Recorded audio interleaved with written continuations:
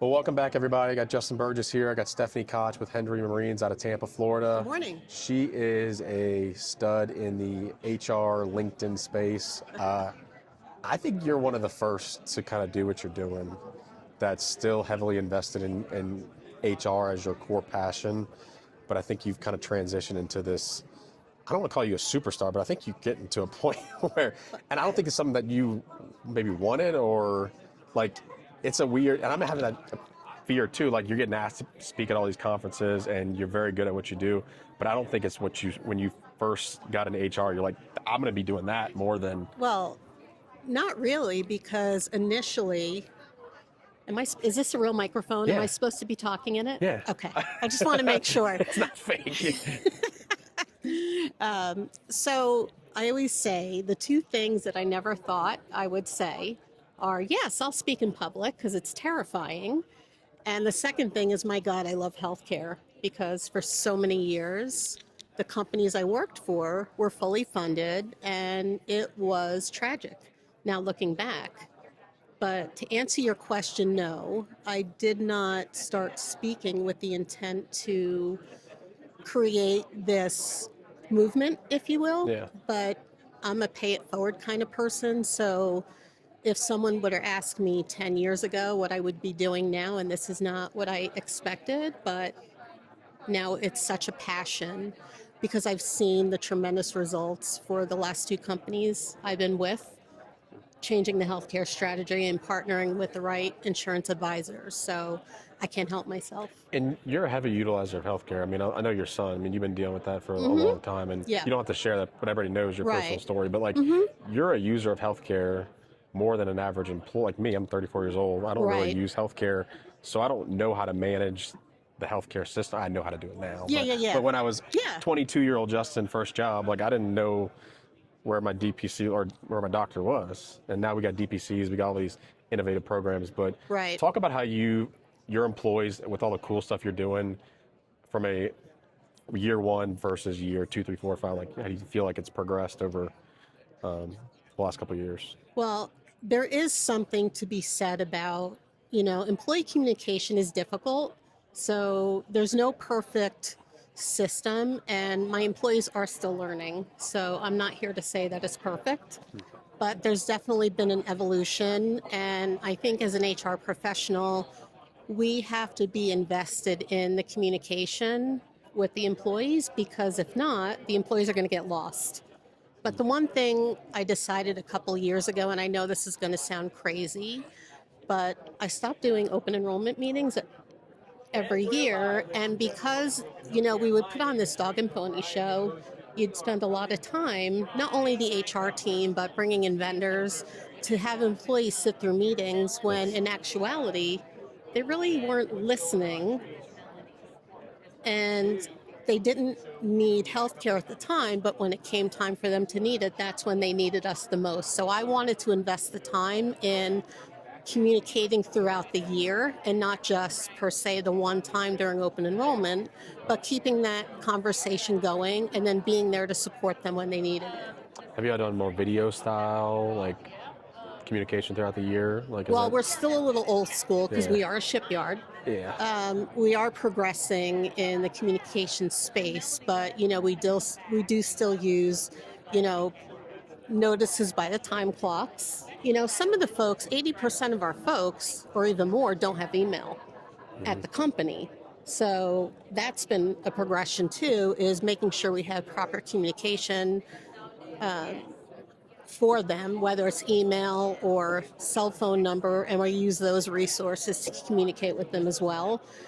Some of the things we're working on are live stream videos for them and their family members to be more involved in the healthcare, program, so they understand it. Because essentially, and I've seen this for many years, a lot of times the spouses are the ones that help make the decisions. So I think it's so important to include them.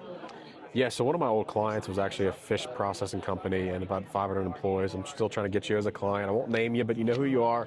And you have that mix of Spanish, that says Spanish, Vietnamese. Yes, same. And yeah, it's an interesting dynamic. And Same.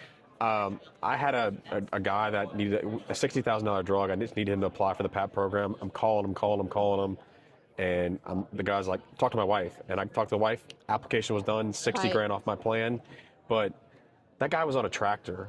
Like, and it's just like, you're never going to get a hold of him. Right. But the vendor reached out to me. I made sure that this got done. But like, these jobs, like, you're not in an environment where they're like us, where we have our phones and computers and you can reach us effectively. So you kind of have to meet your people where and they're going to be by the time That clock. is so true. Yeah. Meet them where they're at. And if that's their wife, I don't care. I'll talk to the wife all day long, or the daughter. That's Right. the 25-year-old daughter that's helping her dad that doesn't Right. understand healthcare. And I do that a lot. Yeah. There's a lot of spouses that call me directly because they know I'm going to help facilitate solutions for them. And it's not ideal because our healthcare plan does provide great support and advocacy, but at the same time, I still feel responsible for them knowing what's going on. Yeah, and your open enrollment message is kind of interesting because I think that's smart, because why waste everybody's time? Like, I love doing open enrollment meetings, but I do too. I hate going to a room where it's just 10 people and I'm like, I know there's 100 people at this location. Like, where's everybody at? And I have to put a smile on and be like, let's go and do this, but you're doing it to a room of that no one wants to listen to you. Well, it's like death by PowerPoint a lot of times. Yeah. And as much as we can rah-rah and try to get them excited, it's still healthcare. You know, it's still information, and healthcare literacy is still an issue. That's why I said nothing's perfect. You know? I'm a big one-pager benefit guy. I love my guides. I love my electronic guides. And then all these vendors are like, oh, we'll do your benefit guides for you. I'm like, I want a one-pager front and back where it's like the cost, and we'll explain what a reference-based pricing is. We'll explain the PBM, the advocacy. They only care about that number out of their paycheck. Right. You can't convince me otherwise that they're looking at a 32-page benefit guide. And I agree with that, and I think that's really smart. And you know, even just providing the basic terms of what a deductible is or co-insurance, Yeah. those things are really good and helpful for employees to have. But again, at the end of the day, it's usually the spouse Yeah. that's involved. They want the cost and they want the numbers of who to call when stuff goes wrong. And a one-pager does that for me.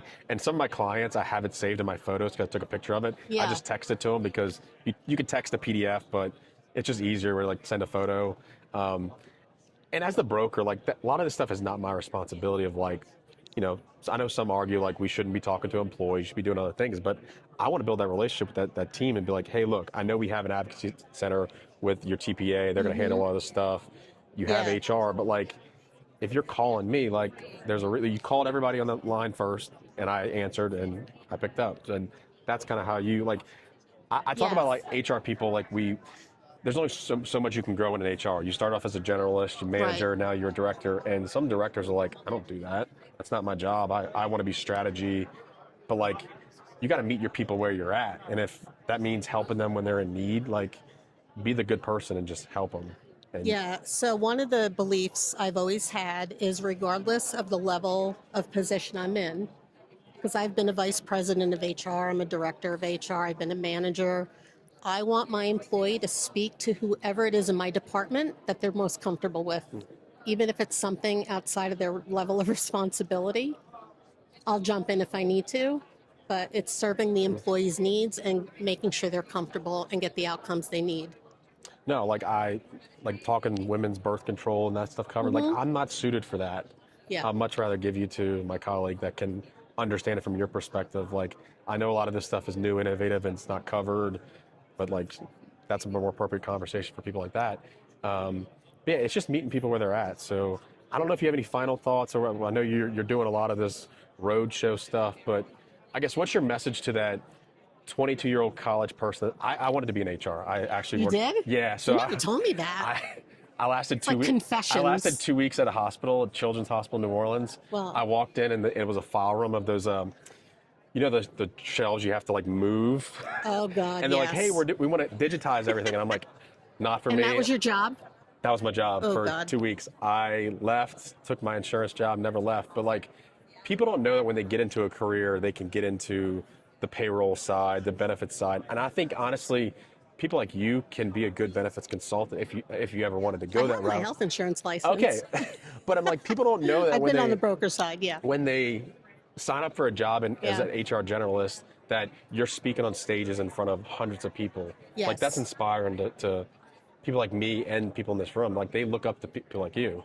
So what's that message to that 22-year-old newly college grad that's like, I want to be an HR generalist? Like, Well, I did not know where my career was going to go. And I think it's really important to pick something you're really passionate about and really follow that path. And that's why when I started 30 years ago, I started as a generalist and kept taking on more responsibility. Definitely, you have to be open minded because we, not just as a healthcare industry, but everything is evolving and changing. And they really have to be open minded to changing and keep learning. I've yeah, never stopped learning. And when you have people that are trying to mentor and help develop your skill set, grab onto that. And then more importantly, I'm in the position now where I'm paying it forward. yeah, you give more than you receive. Absolutely. I have a young broker named Jacob King. We met on LinkedIn, and we text regularly, just like, hey, this is a good tip for you. And like, I was thankful to have a mentor in my career as well, Tom Daly. Same. Like, we have to be the next generation to do that. And a lot of people want to like, for a monetary gain. It's like I want to see you succeed as much as I think I'm succeeding right now. Yeah, I mean, one of the best phone calls I got was last week. I mentor a few HR folks that either one time worked for me or I met through networking. And I got a call from one of them last week just to let me know that they are being evaluated for a promotion and got the highest rating on their performance review. And I had tears in my eyes because I watched her go from being a recruiter or just like a basic HR rep, and she has evolved so much in the last few years, and same with the others, and it just makes me so proud. That's awesome. Well, thank you, Stephanie. I appreciate it. All Thank right. you. Bye.